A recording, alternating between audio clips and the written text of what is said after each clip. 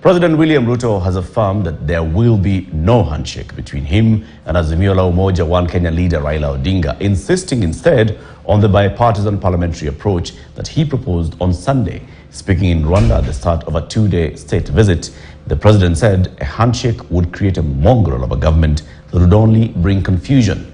Here in Nairobi, Azimio leader Raila Odinga also declared that he was not interested in a handshake, and now he wants talks to take place outside parliament in a manner similar to the Kofi Annan brokered talks of 2008. Our political affairs reporter Emmanuel Tor with that story. Speaking in Kigali on his first day of the two-day visit to Rwanda, President William Ruto sought to clear the air on any form of a handshake between him and the opposition leader Raila Odinga, asserting that the discussion was off the table. There will be no handshake, but there will be an engagement in Parliament on the issues that have been raised.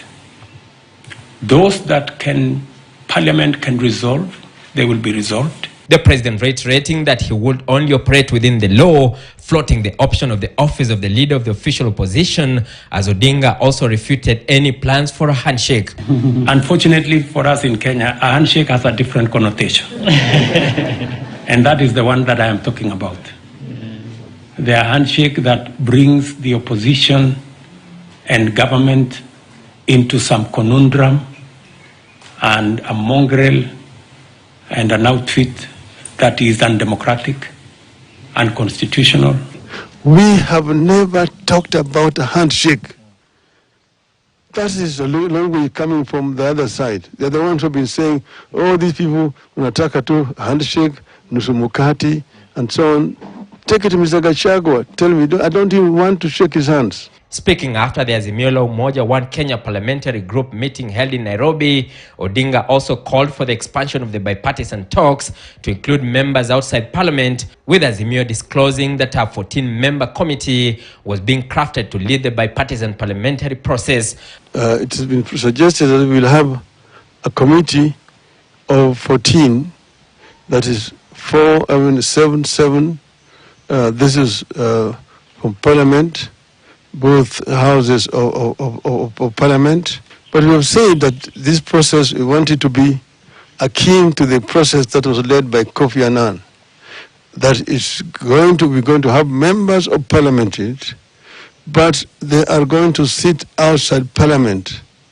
They will negotiate and only take the final product to Parliament as an accord, which will then be passed by Parliament. At the same time, the opposition also fired a warning shot at the government that it will not hesitate to go back to the streets if it senses any form of laxity from the government side on the counter offer that led to the current truce.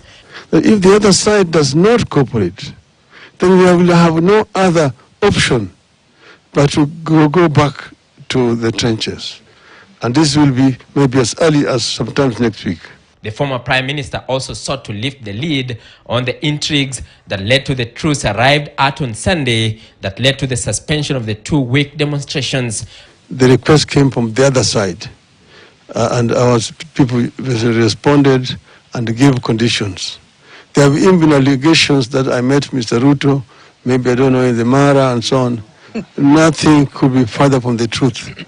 Azimio is slated to have a parliamentary group meeting this Thursday in Machakos County to come up with the names of the ad hoc committee, as the Kenya Kwanza coalition also plans one before Tuesday next week. Meanwhile, the UDA party has called out Raila's new request to expand the negotiations team, the Secretary General Cleopas Malala adding that it was in fact insincere that Odinga was shifting goalposts amidst the discussions. Emmanuel Tor, KT News, Nairobi.